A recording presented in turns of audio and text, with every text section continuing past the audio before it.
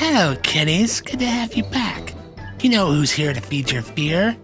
It's me, Mr. Cemetery, with another flesh-creeping story to shiver your pleasures. Tonight's story is about a young married couple who purchases a house, but soon they learn it comes with something a little more than they thought. I'm calling this one the cheap house. So come on, sit down on that bloody headstone there, and I'll begin.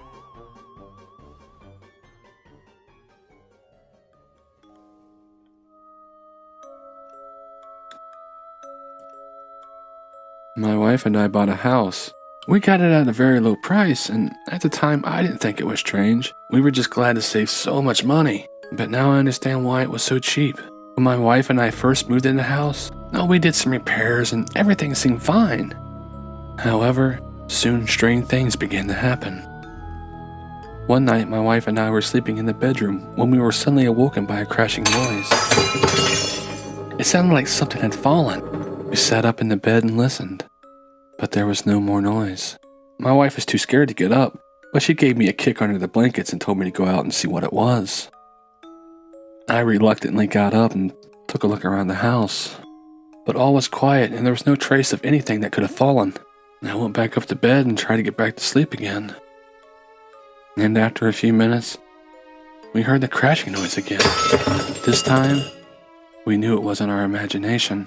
I got up and went room to room searching for something that could have caused that noise.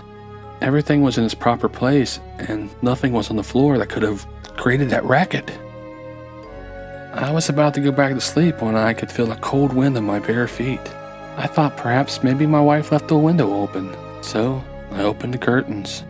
What I saw through the windows made me jump out of my skin. Standing in the middle of the darkened street, staring directly at me with large white eyes, was a nasty old lady. Her face was so terrible that she looked as if she just died a few weeks ago. Just then I heard my wife crying out for me. Her voice was shaking with fear. I ran upstairs to the bedroom and found my wife crying hysterically and mumbling over and over that she wanted to leave. She had looked out the window and seen the terrible old woman too. I grabbed a hammer and I raced downstairs again. I wanted to go out into the street and find out what was going on. When I got outside, I walked up and down the road and around in circles, but there was no sign of the terrible old woman. Not a single trace. I returned to the house and tried to comfort my wife somehow, but that night we couldn't relax enough to fall asleep again. The next day we attempted to reassure ourselves just a little, but when night came, my wife and I were both on edge. We couldn't sleep. So we sat in the living room just watching TV. For a while, everything was fine. Then all of a sudden, the electricity went out in the whole house.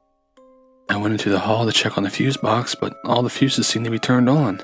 I decided to go to the kitchen and fetch some candles and a flashlight. On the way, I poked my head into the living room, and in the darkness, I could make out a silhouette of my wife sitting on the couch. I told her that everything was fine and I would bring back some candles. When I walked into the kitchen, I was horrified to see a figure standing there in the darkness. I opened the drawer and grabbed the flashlight. When I turned it on, I almost fainted. It was my wife. I had a bad feeling in the pit of my stomach.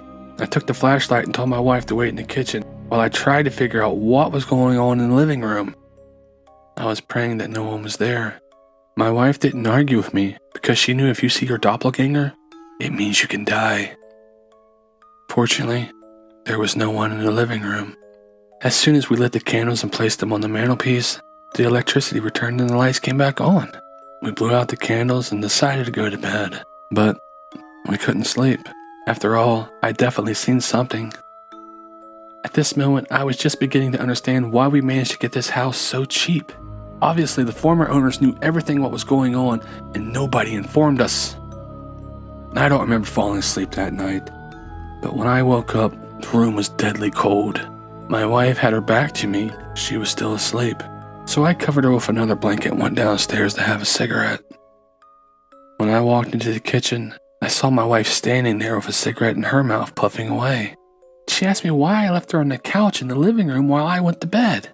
I told her I had no idea what she was talking about. Just a few seconds ago, I tucked her blanket around her in the bedroom. With a sense of creeping dread, we decided to go back up to the bedroom just to check who was lurking up there.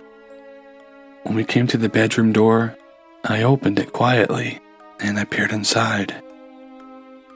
Lying in our bed was a terrible old woman. My wife screamed. I gasped in horror and we rushed downstairs. Taking refuge in the living room, my wife told me to call the police. I dialed the number for the police station, and when they answered the phone, I told them what was going on. They just laughed at me for a while. And then they threatened me with a fine if I didn't stop wasting their time. I called a few of our friends and explained the situation. They came over and we all searched the house from top to bottom. We didn't find anything suspicious. So, our friends left. And then my wife informed me that she was leaving and going to go live with her mother. She told me she would come back when I finished dealing with this devilry and everything returned to normal. I was left alone in the house. The first thing I decided to do was call the previous owners of the house. They told me they knew nothing about it, but I could sense an anxiety in their voice. I realized that they were lying to me. As it turned out later, they were also victims of the house, as we were. But they couldn't do anything about it, and they just sold the house to us for a cheap price. The house clearly had a terrible history. The next day I called a priest. The moment he stepped over the threshold, he said he sensed an evil presence and advised me to move out immediately. I just told him to do his job and don't give me any useless advice. And he sprinkled holy water around and blessed the house, and then he handed me a bill and he just left. Honestly, I did not want to test his work that night, but I had no choice. I had nowhere else to go. I was terribly scared, so I bought myself a bottle of vodka. For liquid courage, I guess. That evening, I was sitting in the living room watching TV and drinking my vodka. Gradually, I dozed off to sleep. In the middle of the night, I woke up because I desperately needed to go to the toilet. So, I went to the bathroom and stood there doing my business, peeing all over the toilet seat, when I suddenly heard a loud knock at the front door. I ran to the door and I looked through the peephole. My wife was standing outside. She had come back to me. I let her in and tried to give her a hug, but she brushed right past me and went back upstairs to sleep. I was awoken in the morning by a phone ringing. When I answered it, my wife was on the other end. The first thing I asked her was, "Why are you calling me? Where are you?" And she answered me. She said, "I'm at my mother's, stupid." My hair almost turned white and I rushed out of the house, almost taking the door off its hinges. When I got to the street, I turned to look at the house and there, in the upstairs window, was that terrible old woman staring down at me. I came to the conclusion after the priest did his thing, the old woman had been forced out. But then she tricked me, and I had accidentally invited her back in. I had witnessed so much inexplicable phenomena, I can't take it anymore. Soon, we put our house back on the market and managed to sell it to a new family. They bought it for around the same price that we had paid for it. So, despite everything that had happened, at least we didn't lose any money. Later, I learned from the newspapers that the house had burned down. The whole family were killed in a fire. They died from smoke inhalation, and their charred bodies were found huddled in a storeroom. I think I know what they were hiding from.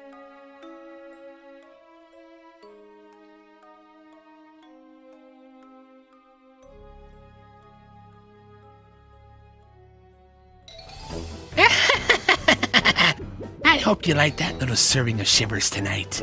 Do you know why doorbells don't ring in a haunted house? They're afraid to make a sound. Well, that's all the time we have for tonight, kiddies. Good fright. I'll see you next week. And remember to stay spooky.